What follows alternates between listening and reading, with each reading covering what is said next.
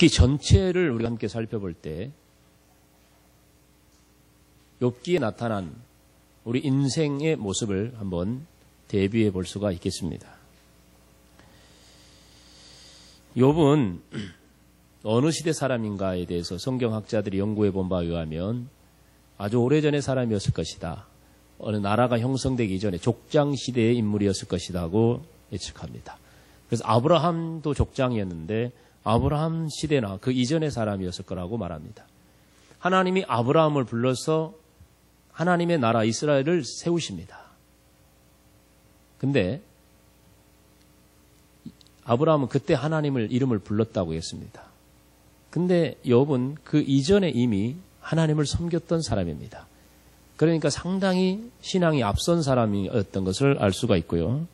그리고 대충 믿는 게 아니라 욥의 신앙을 욥기서 1장 1절에 욥기에 들어가면서 바로 그의 신앙을 소개하고 있는 내용을 보면 그는 온전하고 정직하여 하나님을 경외하며 악에서 떠난 자라 그렇게 소개하고 있는 걸 볼 때 욥의 신앙이 얼마나 대단했는지 알 수가 있습니다.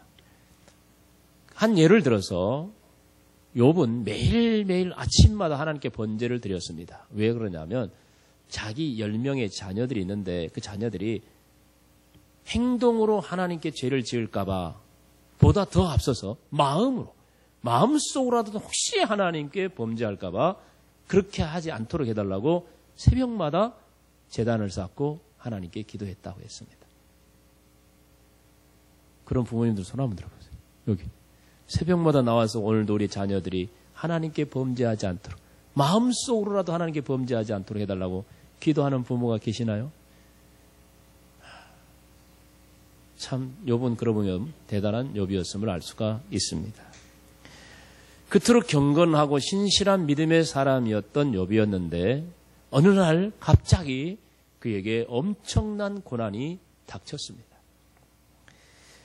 그 고난으로 인해서 그는 가진 모든 재산, 그 당시만 해도 욥은 큰 부자였는데 그 모든 재산을 하루아침에 다 잃어버립니다. 재산만 잃은 게 아닙니다. 자기의 10명의 아이들이 함께 모여 식사를 하고 있는데 갑자기 큰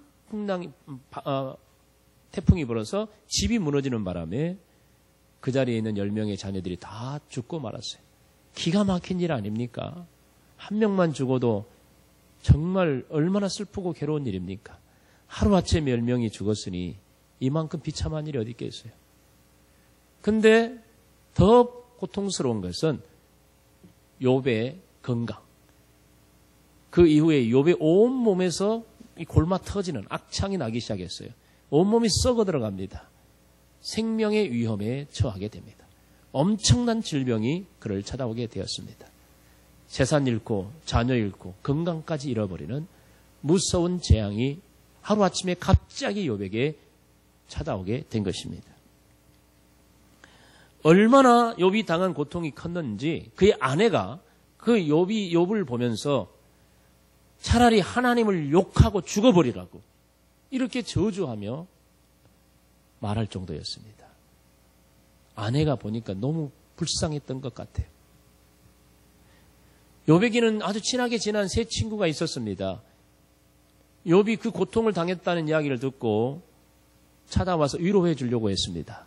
근데 와보니까 욥이 당한 그 모습을 보니까 너무 기가 막히고 너무 처절해서 도저히 어떤 말도 입에서 나올 수가 없었어요.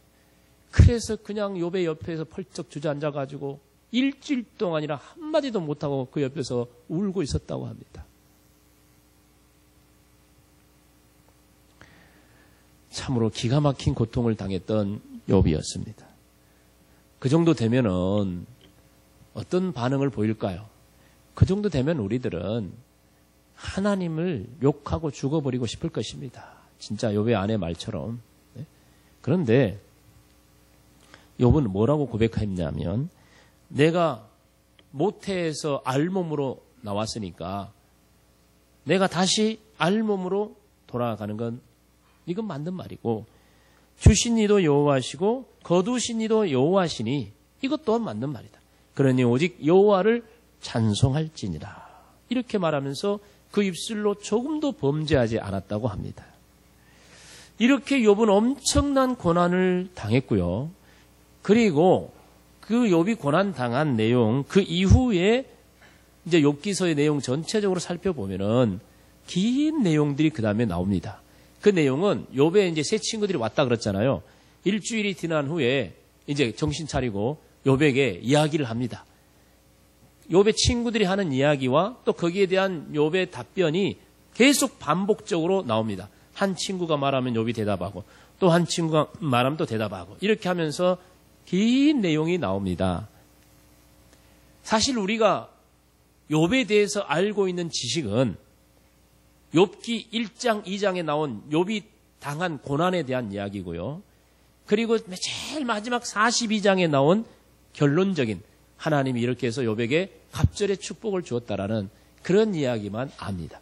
그 중간에 나와 있는 39장에 대한 이야기는 우리가 잘 모릅니다.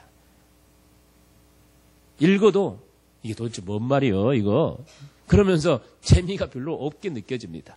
그래서 그냥 대충 넘어갔어요. 그렇게 될 수 있는 내용이에요. 그런데 그 내용을 우리가 자세히 보면은 주로 그 내용입니다.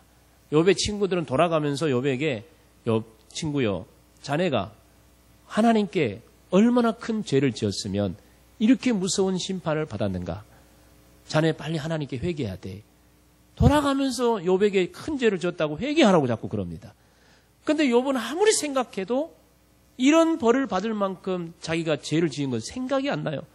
적어도 이런 벌을 받을 정도라면 우상 앞에 절을 했다 할지, 아니면은 내가 무슨 뭐 엄청나게 큰 도둑질하거나 뭐 강도질하거나 아니면 사람을 죽이거나 뭐 큰 죄를 지었어야만 이런 벌을, 아마 그런 죄를 졌어도 하나님 용서해 줄 판인데 내게 이렇게 엄청난 고통을 내가 당한다는 것은 아무리 생각해도 이런 죄는 내가 지은 것 같지가 않거든요. 그러니까 자꾸 나는 죄 없다, 나는 의롭다, 내가 무슨 죄를 졌느냐, 나는 정말 억울하다, 자꾸 이런 이야기를 욥은 하고 있는 겁니다. 이런 이야기가 반복되고 있어요.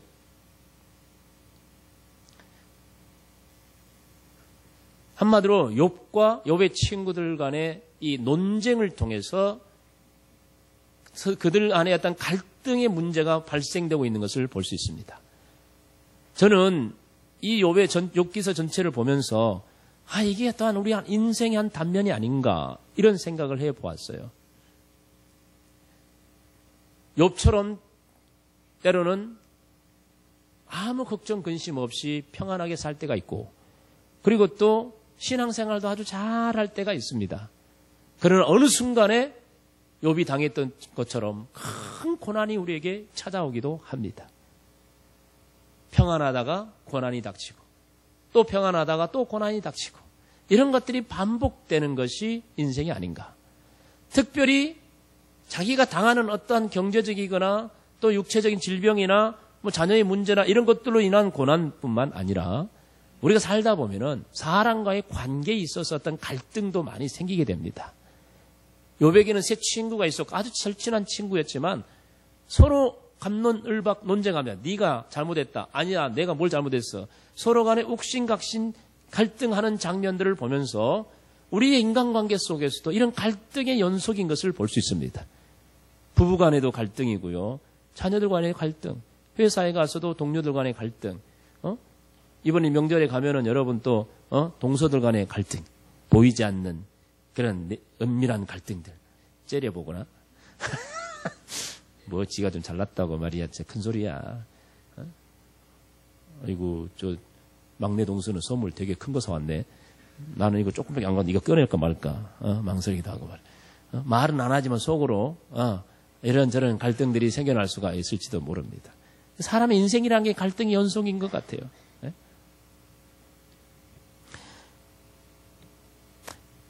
이런 우리 인생뿐만 아니라 사실 국가적으로도 갈등의 연속입니다.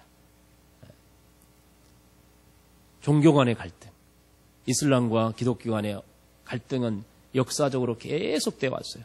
서로 죽이고, 사실 기독교가 이슬람을 죽이는 일이 별로 없지만 옛날에 종교전쟁 때, 그러니까 십자군 원정 때 그때 좀 있었지만 그런 일 없어요. 그런데 이슬람은 계속 지금도 기독교인들만 보면 막 죽이려고 그럽니다.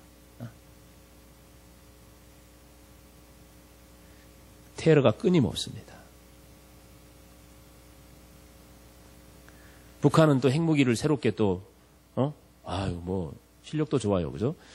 좀 거의 완성 단계에 이르렀다고 합니다. 핵무기는 평화를 위한 무기는 아니죠. 파괴를 위한 무기지. 온 세상이 IS나 북한이나 이런 것 때문에 지금 긴장 상태에 있습니다. 갈등 상태에 있습니다. 계속된 회담하고 서로 옥신각신 갑론을박 논쟁하고 합니다. 기업적인 문제도 뭐 많이 있잖아요. 우리나라의 어떤 최근에 일어나는 참 안타까운 이야기도 많이 들립니다. 요즘 한진해운의 이야기가 많이 들리죠. 한진해운은 우리나라에서 제1위로 큰 회사의 해운회사고 세계에서도 7번째로 큰 해운회사라고 합니다. 근데 오랫동안의 어떤 내부적인 문제가 많이 있었고 그래서 결국은 터져서 법정관리까지 가게 됐는데 그러다 보니까 물건을 싣고 각 나라에 가 있는 한진해운의 배들이 지금 한진해운이 법정관리 들어갔다는 이야기를 듣고 각 그 항구에서 하역 작업도 안 하고 해줘봤자 돈 못 받으니까 그래서 지금 거기 배 위에서 물건도 못 내리고 바다 위에 둥둥 떠 있는 그런 상태에 있는 해운의 배들이 많다고 합니다. 또 어떤 데는 배를 억류하고 돈 내놔라. 안 내놓으면 안 주겠다. 안 보내주겠다. 이런 식으로 나오고 있고. 우리 윤현진 집사님의 아들 현웅이가 그 한진해운에 지금 다니지 않습니까? 배 타고 지금 가다가 중국에 지금 배 위에 있대요. 카톡도 하고 이렇게 전화도 해봤는데 목사님 괜찮아요. 별일 없어요. 잘 지낸다고. 그러는데 얼마나 배 위에서 배 안에서 답답하겠어요. 밖에 나가지도 못하고 또 언제 이게 해결될지 모르고 해결돼야만 보내줄 텐데 일을 다 끝낼 텐데 우리가 좀 기도해야 될 문제입니다. 한진해운은 남의 일같이 생각됐는데 우리 현웅이 생각하니까 갑자기 내 자식이 있다는 생각을 하니까 그냥 기도가 막 저절로 나오더라고요. 빨리 해결되길 바라는 마음이 막 생기고. 우리는 모든 사람들이 모여있는 곳에 항상 이런 갈등이 존재합니다. 네가 옳으니 내가 옳으니 갈등이 계속돼요.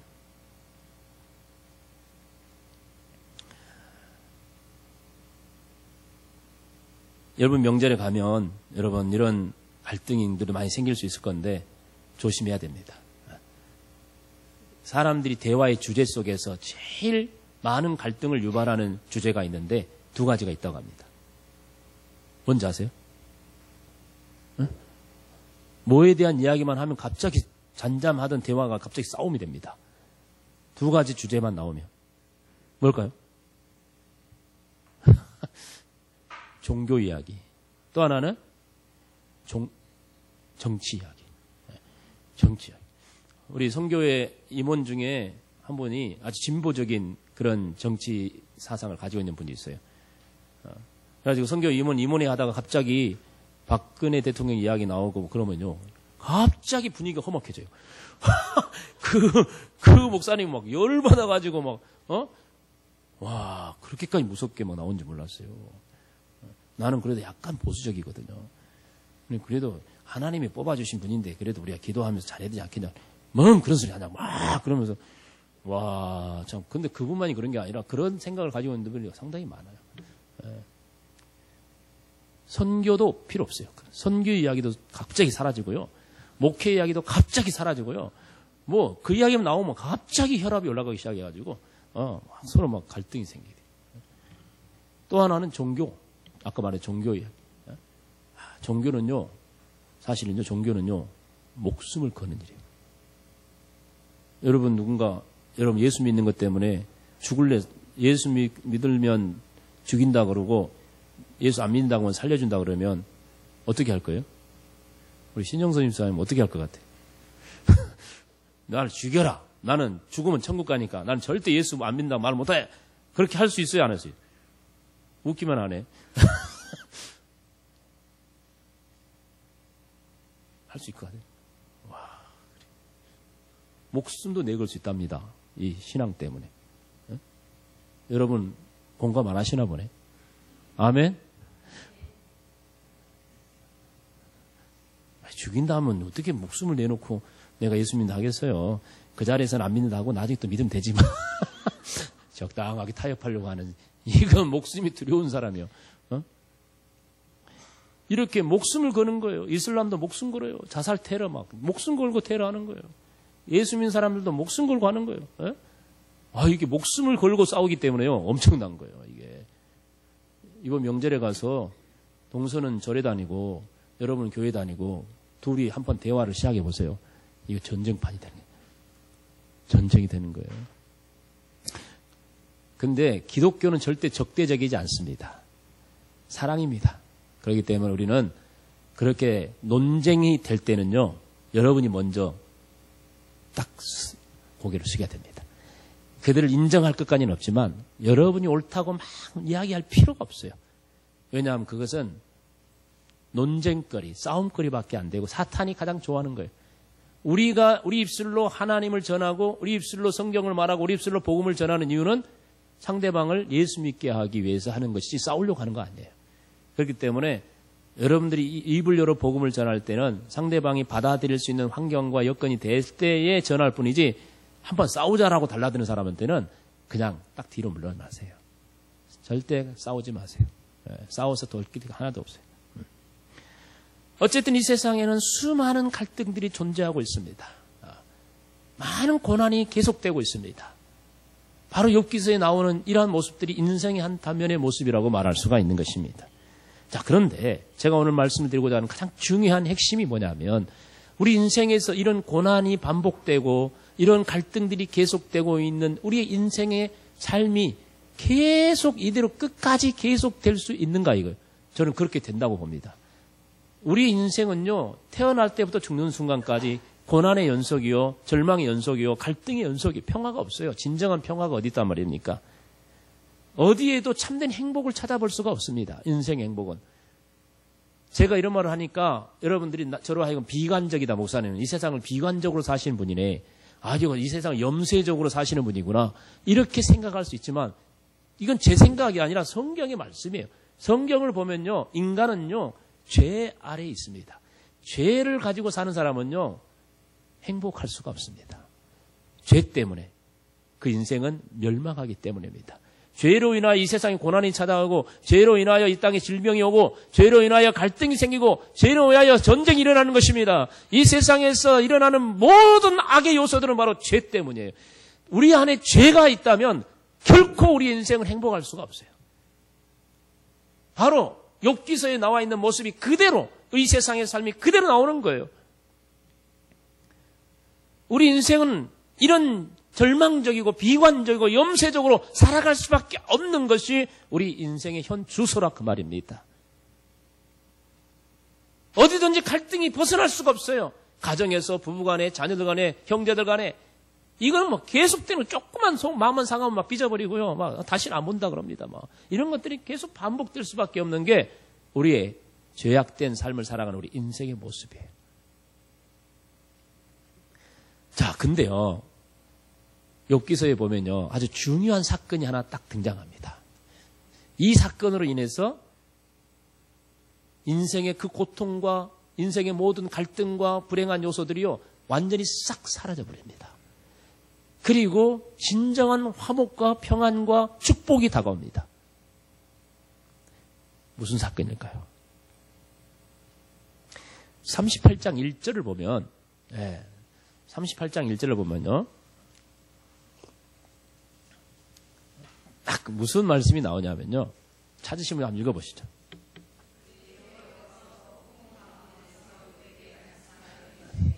그 이전까지는 하나님이 등장한 내용이 하나도 없습니다. 욥과 욥의 세 친구들이 옥신각신 갈등하고 막 주거니 받거니 이야기하는 내용만 나옵니다. 근데 바로 이 38장 1절에 여호와께서 폭풍 가운데 등장하십니다. 그러면서 욥이 하나님이 말씀하시기 시작합니다. 이 욥기서에서 이 장면, 하나님이 등장하신 이 순간부터 모든 갈등은 싹 사라지고 모든 고난은 싹 사라지고 모든 불행은 싹 사라지는 것을 볼 수가 있습니다. 하나님이 나타나셔가지고 욥에게 계속 말합니다. 야, 내가 누구냐? 내가. 하나님이 내가 누구냐? 난 이 세상을 만든 사람이다. 창조자다. 하늘의 별들과 바다와 내가 인간을 만드시고 모든 걸 만든 내가 전능자다라는 걸 말합니다. 이걸 계속 말하는데 이걸 말하는 이유는 뭐냐면 욥아, 네가 아무리 의롭다 해도 네가 나만 의롭냐? 네가 나만 해? 그런 거예요. 너는 나에 비하면 너의 의로움은 아무것도 아니야. 너같이 나약하고 너같이 부족하고 너같이 참 부끄러운 자 없어. 이것을 깨닫게 하는 거예요. 인간이 아무리 어려운들 하나님께 비교할 수 있겠습니까? 인간이 아무리 힘이 있고 강하다 한들 전능하신 하나님께 비교할 수 있겠습니까? 이걸 지금 하나님 말씀하시는 거예요. 그러니까 계속 하나님이 이 말을 몇 장을 통해서 말합니다. 그러니까 욥이 나중에 뭐라 하냐면 두 손 두 발 다 듭니다. 친구들 앞에서는 내가 먼저 졌어 했던 욥인데 하나님 앞에서는 두 손 두 발 다 들고 하나님 제가 잘못했습니다. 제가 죄인입니다. 용서해 주세요. 그렇게 합니다. 욥은 비로소 자기 자신의 정체성을 깨닫게 됩니다. 그때 하나님께서 욥을 용서하시고 욥에게 욥이 잃어버렸던 모든 재산의 갑절의 축복을 주시며 욥이 잃어버렸던 자녀들 다시 10명을 다시 주시고 그리고 또 욥이 잃어버렸던 건강을 다시 회복하게 해 주십니다. 하나님이요 욥에게 놀라운 축복을 해 주십니다. 하나님이 등장하시니까 모든 고난이 사라지고 모든 재앙이 사라지고 모든 갈등이 딱 사라집니다. 욥의 세 친구들에게도 하나님이 말씀하십니다. 너희들도 잘난 거 하나도 없다. 책망을 하면서 욥에게 갖다 예물을 바쳐라. 욥에게 예물을 바치면 욥이 너희를 위해 기도해 줄 것이다. 욥은 바로 그들의 관계를 회복해 주십니다. 그리고 욥이 재난을 당했을 때 그 주변에 많은 친구들과 이웃들이 다 떠나버려서 모른 척했어요. 근데 하나님께서 그들의 마음을 돌이켜서 다 그들로 하여금 선물 하나씩 들고 와서 욥에게 바치게 합니다. 그러면서 그들과의 관계도 다 회복되는 것을 볼 수 있습니다. 욥의 나이가 고난당할 때가 70세쯤 되었다고 성경학자들은 말합니다. 70세쯤 되었을 때 고난을 당했을 것이다. 그리고 오늘 성경에 보니까 그 고난 이후에 140년을 더 살았다고 합니다. 그러니까 그래서 총 상 210세에 죽었다 이렇게 말하는데 욥의 인생이 그 이후에 고난 이후의 삶이 말년의 복을 엄청 누렸다고 말하고 있습니다. 근데 욥이 살다가 210세 죽었는데 마지막 17절에 보면 욥이 늙어서 나이가 차서 죽었더라. 그러니까 병이 나가지고 미리 죽는 게 아니에요. 하나님이 주신 생명을 마지막 주신 그 생명까지 건강하게 살다가 죽었다는 것입니다. 우리 어르신들도 그렇게 살다가 돌아가시면 좋겠어요. 네? 건강하게 하나님이 주신 그 수명대로 딱 사시다가 건강하게 사시다가 딱 돌아가시면 되겠어요. 네. 그렇게 될 줄 믿습니다. 네. 욥은 바로 한동안 그 고통 죽을 병에 걸렸지만 하나님이 축복해 주셔서 이런 건강의 복을 누리게 된 것입니다. 이런 거 볼 때 참 하나님은 우리 인생을 늘 세밀하게 살피고 있다는 걸 알 수가 있어요. 하나님이 이 38장 1절에 딱 등장할 때 보니까 다 욥의 한 이야기를 듣고 있었어. 욥의 친구들이 한 이야기를 다 듣고 있어요. 듣고 있다가 하도 기가 막히니까 딱 등장하신 거예요. 그래서 한꺼번에 싹 해결해 버리시는 거예요.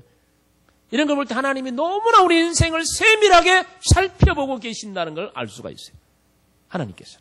그래서 시편 11편 4절에 여호와께서는 성전에 계시고 여호와의 보좌는 하늘에 있는데 근데 그 하나님은 그의 눈이 인생을 통촉하시고 우리 인생을 그냥 통촉하고 살펴보시고 그의 안목이 그들을 감찰하시도다.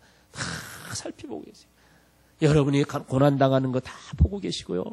여러분 부부 사이에 갈등이 있고 형제 간의 갈등이 있고 교인 간의 갈등이 있고 여러분들이 동료들 간의 갈등이 있고 힘들게 살아가는 모든 것들을 하나님 모르시는 게 아니에요. 다 지켜보고 계시고 다 듣고 계신다는 거예요. 다 듣고 계시다가 안 되겠다 싶으면 짠 나타나셔가지고 이놈들아 한마디 할 수 있는 게 모든 게 싹 해결돼 버리는 거예요. 하나님이 등장하시면요. 그건 누가 하나님 앞에 대적할 수 있겠어요? 누가? 사도 바울이요. 죄수의 몸으로 로마로 끌려갑니다. 알렉산드리아는 배를 타고 끌려가는데 갑자기 유라굴로라는 광풍이 이 지중해로 몰아쳐옵니다. 그랬을 때 그들이 타고 가는 배가 좌초될 위험에 처합니다. 그래서 배에 타고 있는 선원들이 배에 있는 짐들을 다 버리고 또 배에 운영할 수 있는 기구들도 다 버립니다. 왜? 살려고. 그래도 도저히 살 소망이 없게 되었습니다. 그래서 이제는 아이고 우리는 죽었다. 우리는 끝장이다. 우리는 여기서 이제 물속에 빠져 죽는가 보다. 모두가 포기하고 모두가 다 절망하고 있을 때 그때 하나님이 짠 나타나십니다. 야, 정말 하나님 대단하시. 그 절망 속에 위기 속에 고통 속에 있는 그들에게 딱 나타나십니다. 근데 그 사람들에게 다 나타난 건 아니고 바로 그 배에 타고 있는 바울에게 나타나십니다. 자, 바울의 이야기를 한번 볼까요? 하나님이 경험을 하신 거죠. 27장 23절에 사도행전 27장인데 읽어볼까요? 내가 속한 바 곧 내가 섬기는 하나님의 사자가 어젯밤에 내 곁에 서서 말하되 바울아 두려워하지 말라. 네가 가이사 앞에 서야 하겠고 또 하나님께서 너와 함께 항의하는 자를 다 내게 주셨다 하셨으니 그러므로 여러분이여 안심하라. 나는 내게 말씀하신 그대로 되리라고 하나님을 믿노라. 그 두려움 속에 위기 속에서 나는 죽었다 하고 모든 걸 포기하고 있는 그들 앞에 바울이 딱 서가지고 여러분 어젯밤에 하나님이 제게 짠 나타나셨습니다. 그리고 말씀하시기를 우리들 한 명도 안 죽고 안 다치고 하나님 우리를 다 건져주시고 구원해 주신답니다. 저는 그 말씀을 믿습니다. 이렇게 그들에게 말합니다. 정말 하나님의 약속대로 그 배에 타고 있었던 276명 한 명도 다치지도 않고 다 살고 멜리다라는 섬에 정착해서 다 살아나게 된 것을 볼 수가 있습니다. 위기의 순간, 절망의 순간, 정말 죽음의 그 위험한 상황 속에 하나님이 다 보고 계십니다. 정말 우리가 살아가는 삶의 모습 여러분 아무도 모르는 것 같아도요. 하나님이 다 보고 계세요. 네. 친구들끼리 둘이 티격태격 싸운 것도 보고 계세요. 어젯밤에 부부싸움 한 사람 손 들어봐. 나는 몰라. 하나님은 다 보고 계셔. 여러분의 그 갈등을 다 보고 계셔. 네? 다 보고 계시다가 하나님이 때가 되면 짠 나타나시거든요. 너희 놈들 딱 한마디 하시면 그냥 모든 게 그냥 쫙 정리가 돼버리는 거예요. 딱 정리가 돼. 우리가 살아가는 삶에 있어서요, 이런 것들이 계속 반복됩니다. 네? 어렵고 힘든 일이 생겼다가 또 좋은 일이 생기고 또 고난이 생겼다가 또 갈등이 생겼다가 또 다시 화목하게 돼. 이런 모든 상황들이 반복되는데 그때그때 하나님이 등장하셔서 그들과 함께 하셨고 하나님이 그들의 길을 인도해 주셨던 것들을 우리가 나중에 우리 인생 말년에 우리 인생을 돌아보면서 그걸 추억하게 되는 거예요. 아, 그때 우리가 그 위기에 있었는데 하나님이 그래도 우리 가운데 함께 하셔서 우리를 도와주셨구나. 야, 그때 우리 가정이 참 어려웠는데 하나님이 참 그때 우리와 함께 해주셔서 우리를 이렇게 살려주셨구나. 내가 그때 아파서 너무너무 고생했는데 그때 하나님이 내게 참 나타나셔가지고 나를 위로해 주시고 도우셔서 내가 지금 이렇게 건강해지셨구나. 우리가 인생을 돌아보면서 그것을 추억하고 감사할 날이 올 줄 믿습니다. 바로 말년의 축복을 누리는 거예요. 사도 바울도요, 아까 말했죠? 배에 타가 했는데, 사도 바울도 인생 말년, 자기가 죽기 전에 쓴 성경이 있어요. 그게 디모데후서입니다. 디모데후서 자기가 죽기 전에 쓴 글인데, 이 편지 중에 보면은, 4장에 보면은, 그가 고백한 거예요. 4장 17절에 보면, 이렇게 말하고 있어요. 주께서 내 곁에 서서 나에게 힘을 주심은, 나로 말미암아 선포된 말씀이 온전히 전파되어 모든 이방인이 듣게 하려 하심이니, 내가 사자의 입에서 건짐을 받았다. 이건요, 자기 인생을 지금까지 돌아보고 한 말이에요. 하나님이 내 인생에 힘들고 어려울 때마다 그때마다 주께서 내 곁에 서서 내게 힘을 주셨다. 아멘. 내가 어렵고 힘들 때마다 주께서 짠 나타나셔가지고 그때마다 내게 힘을 주셨다. 내가 절망 속에 낙심해 있을 때 그때마다 주님이 내게 짠 나타나셔서 내게 힘을 주셔서 내가 거기서 다시 일어날 힘을 주셨다. 내가 정말 외롭고 슬퍼서 눈물 흘리고 있는 그곳에 아무도 나를 돌아보지 않는 그곳에 주님이 짠 나타나셔서 내게 힘을 주시고 나를 붙잡아 주셔서 내가 다시 힘을 낼 수 있었다. 이 바울은요, 자기 살아온 날을 돌아보면서 고백하는 거예요. 야, 하나님이 그때 내게 나타나셔서 이렇게 힘을 주셨지. 그러면서 말하는 말이 내가 사자의 입에서 건짐을 받았다. 사자가 입을 쫙 벌리고 잡아먹으려고 하는 그 순간에 하나님이 짠 나타나셔서 나를 거기서 건져주셨다는 거예요. 여러분, 하나님은 바울의 하나님만이 아닙니다. 저와 여러분의 하나님인 줄 믿습니다. 우리가 사자 입속에 들어가는 위기에 처했을지라도 그때마다 하나님이 짠 나타나셔서 나를 건져주시고 내가 이겨낼 힘을 주실 줄 믿습니다. 그것이 우리 인생이요. 우리가 훗날 지금은 잘 모를 수 있습니다만은 우리 인생 말년에 돌아보면서 그것을 추억하고 감사하게 될 줄 믿습니다. 여러분에게도 이런 축복이 있기를 주의 이름으로 축원합니다. 욥이 말년에 받은 축복을 정리해 보면은 그것은 바로 아까 말했대로 그의 잃어버렸던 재산을 갑절로 받은 축복이요. 또 그 자녀들을 하나님이 10명을 주셨는데 전보다도 훨씬 더 아름답고 똑똑했던 것 같아요. 네, 더 똑똑한 자녀를 주셨고요. 자기도 건강하게 아프지도 않고 살다가 노년에 죽었다고 합니다. 건강의 복도 주셨답니다. 사랑하는 성도 여러분, 여러분이 말년에 이런 축복도 누렸으면 좋겠어요. 여러분의 경제적으로도 갑절의 축복이 있기를 주의 이름으로 축원합니다. 여러분의 자녀들도 지금보다 훨씬 똑똑하고 아름답고 세상 속에서 행복하게 살아가는 그런 자녀들이 되기를 주의 이름으로 축원합니다. 몸도 건강해져가지고 100세 인생이 아니라 200세 인생이 되든지 하나님이 나에게 주신 생명을 건강하게 살다가 가는 그런 축복이 있기를 주의 이름으로 축원합니다. 네. 근데 말년에 누릴 수 있는 축복이 그런 축복만 있다면 어떻게 될까? 정말 우리가 누릴 수 있는 복이 그게 전부라면 우리는 예수 안 믿는 사람들도 똑같이 그렇게 누리고 살거든요. 그래도 다를 바가 뭐가 있겠습니까? 알렉산더는요. 20살 때 왕이 돼가지고요. 33살에 죽는데 그런 한 10년 상간에 그 당시 전 세계를 다 지배 정복해버렸어요.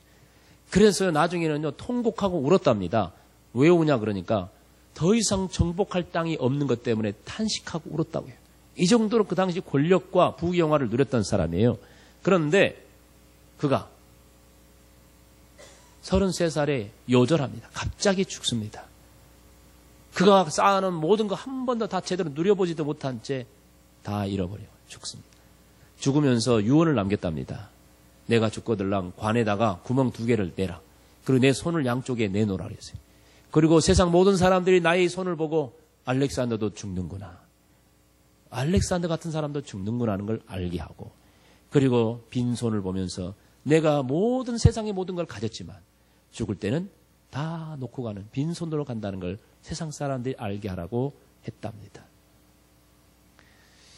이런 이야기를 이스라엘 역사 가운데 가장 부귀영화를 많이 누렸던 왕 중에 하나인 솔로몬도 비슷한 말을 했어요.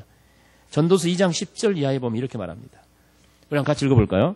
무엇이든지 내 눈이 원하는 것을 내가 금하지 아니하며 무엇이든지 내 마음이 즐거워하는 것을 내가 막지 아니하였으니 이는 나의 모든 수고를 내 마음이 기뻐하였습니다. 이것이 나의 모든 수고로 말미암아 얻은 몫이로다.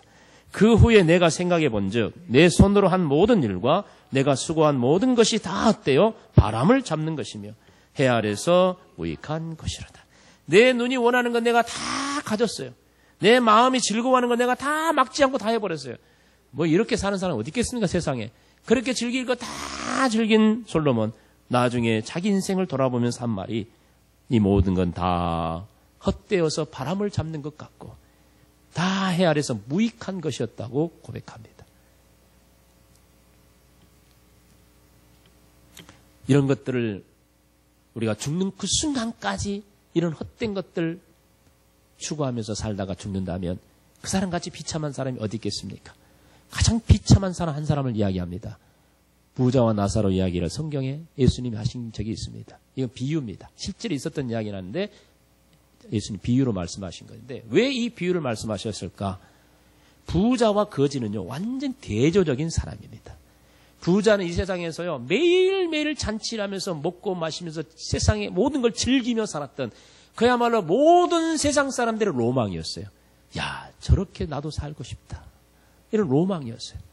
반면에 거지는요, 그 집에서 나오는 음식 찌꺼기를 대문간에서 얻어먹는 거지였어요. 세상 모든 사람이 그렇게 살고 싶지 않습니다. 네, 비참한 인생이죠. 이렇게 세상에서는 완전히 극과 극의 두 인물을 예수님 비교합니다. 그런데 어느 날 둘 다 죽었습니다. 그런데 부자는 세상 것을 누렸지만 예수는 안 믿어서 지옥에 갑니다. 그리고 거지는 비록 세상에서는 비참하게 살았지만 예수님을 믿어서 천국에 갔습니다. 자, 천국의 삶을 또 대조해봅니다. 천국의 삶. 그 부자는 천국에서도 부자나요? 아니죠. 지옥 갔으니까. 그럼 지옥에서도 부자일까? 와, 지옥에서도 부자가 있을까? 지옥에서는 부자가 없어요. 그는 불구덩 속에서, 뜨거움 속에서 너무나 목이 타가지고 물 한 방울만 이 거지한테, 천국에서 보이는 거지한테 내 물 한 방울만 좀 달라고 부탁하는 그런 처지가 되고 말았어요. 너무나 고통당합니다. 그러나 이 땅에서 고통당했던 거지는 천국에 가서 아브라함의 품에 안겨 하나님의 품에 안겨 안식을 누리고 있습니다. 그야말로 참된 평안과 행복을 누리고 있습니다. 부자는요, 자기가 너무 고통스러우니까 자기는 이미 여기 지옥에 왔지만 아직 죽지 않은 자기 형제들이 있는데 그들만이라도 좀 오지 않았으면 좋겠다는 간절한 바람이 있었지만 그것도 자기 마음대로 할 수가 없었어요. 여러분, 이 세상에서 우리는 무엇을 바라보고 원하고 삽니까? 이 부자처럼 그렇게 사는 게 로망입니까? 그러다가 짱 죽어서 지옥 가면 그러면 어떻게 하시렵니까? 그것이 이 사람의 인생의 말년에 누리는 복입니까? 부자는 진짜 행복했을까요? 부자의 인생은 정말 행복한 축복받은 인생이었을까요? 여러분 어떻게 생각하세요? 다음 세상에서 지옥에 갈지언정 나는 부자처럼 살고 싶습니까? 진짜 말년의 복은요, 부귀영화가 아닙니다. 잠시 왔다 가는 이 세상의 삶에서 누리는 것이 아니라 비록 이 세상에서는 나그네와 같은 세상에서는 거지처럼 산다 할지라도 영원한 세상 하나님의 나라에서 영생을 누리는 그곳에서 영원토록 행복하게 사는 것이 이미 보장된 인생이라면 그만큼 말년에 그 인생만큼 복받은 사람이 어디 있겠습니까? 네? 여러분 고린도서 4장 17, 18절을 아주 깊이 있게 생각해야 합니다. 우리 다시 한번 화면을 보고 읽어보겠습니다. 고린도후서 4장 17절, 18절 말씀입니다. 네. 한번 읽어보겠습니다. 우리가 잠시 받는 환난에 경한 것이 지극히 크고 영원한 영광에 중한 것을 우리에게 이루게 함이니 우리가 주목하는 것은 보이는 것이 아니요 보이지 않는 것이니 보이는 것은 잠깐이요 보이지 않는 것은 영원함이라. 이게 무슨 말입니까? 우리가 이 세상에서 사는 동안 잠깐 동안 환난을 당하는 것, 이것은요 나중에 영원한 하나님의 나라에서 누릴 그 영광과 비교하면 아무것도 아니라는 거예요.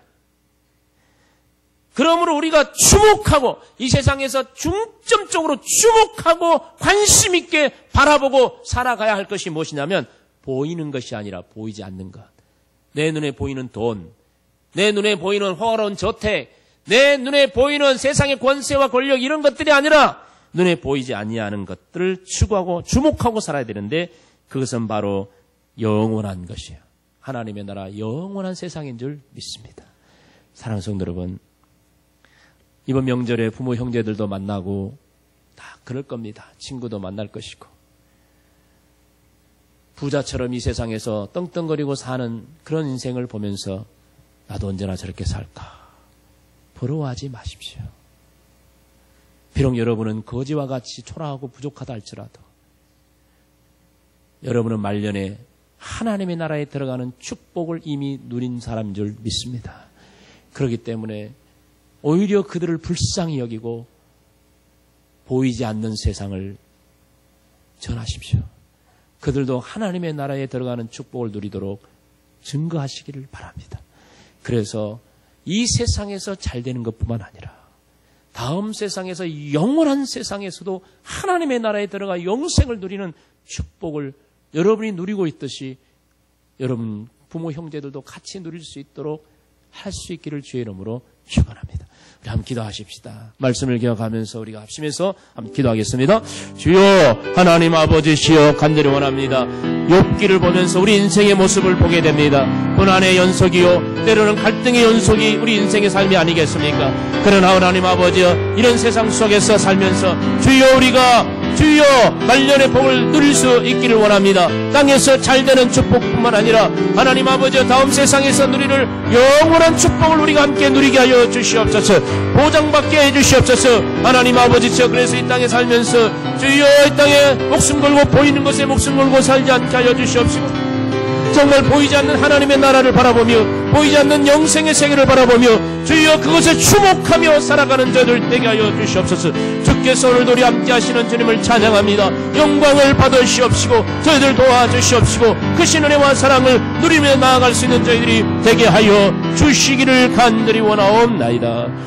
고마우신 하나님, 우리의 인생이 마치 욥기에 나와 있는 것과 같이 고난과 갈등의 연속인 것을 보게 됩니다.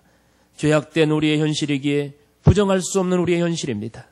그러나 우리 인생 가운데 하나님이 등장하셔서 우리를 그곳에서 건져주시고 구원하시고 우리에게 말년의 복을 주시고 또한 하나님의 나라 영생을 복을 주시니 참 감사를 드립니다. 주여 우리도 이런 축복을 다 누리게 하여 주옵시고 또한 우리가 또 주변에 있는 많은 사람들에게 이 복을 전할 수 있는 저희들 되게 해 주시옵소서. 사랑의 주님, 이번 명절에도 만나는 모든 사람들과 함께 이 복음을 전하게 하시고 그들과 함께 이 영생의 복을 누리며 하나님의 축복을 누리며 살아갈 수 있는 저희들이 될 수 있도록 도와주시옵소서. 이 시간에도 사랑하는 성도들 삶의 고통과 어려움과 힘든 일이 있다면 예수 그리스도여 저들의 인생 속에 등장하여 주시옵시고 저들의 삶의 모든 문제를 한순간에 해결해 주시기를 소원하옵나이다. 주여 가정의 문제, 부부의 문제, 경제적인 문제, 질병의 문제, 자녀의 문제, 신앙의 문제, 모든 관계의 문제까지 하나님께서 다 간섭해 주시옵소서. 하나님이 그들 속에 개입하여 주시옵소서. 그래서 주님이 한마디로 말씀하여 주시고 깨우쳐 주시옵시고 바르게 잡아 주시옵시고 그래서 우리 인생 속에 말년에 주시는 하나님의 놀라운 축복을 누릴 수 있는 저희들이 다 되게 해 주옵소서.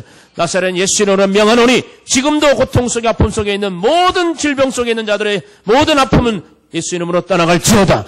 깨어진 관계들은 예수 이름으로 명하노니 회복될지어다. 주님의 사랑과 은혜가 저들의 마음과 저들의 생각 속에 늘 함께해 주시기를 간절히 원하오며 예수님의 이름으로 기도하옵나이다. 아멘.